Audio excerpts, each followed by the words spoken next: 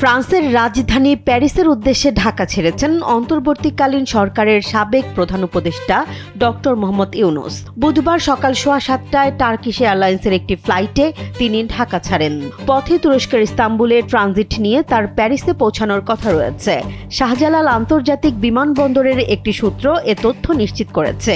সূত্র জানায়, সকালে ডক্টর ইউনূস টার্কিশ এয়ারলাইন্সের ফ্লাইটে ইস্তাম্বুলের উদ্দেশ্যে ঢাকা ত্যাগ করেন। তবে তার এ সফরের উদ্দেশ্য বা নির্ধারিত কর্মসূচি সম্পর্কে তাৎক্ষণিকভাবে বিস্তারিত জানা যায়নি। 2024 সালের ছাত্র জনতার গণ অভ্যুত্থানের পর গঠিত অন্তর্বর্তীকালীন সরকারের প্রধান উপদেষ্টা হিসেবে ডক্টর মোহাম্মদ ইউনূস দায়িত্ব গ্রহণ করেন ওই বছরের 8 আগস্ট।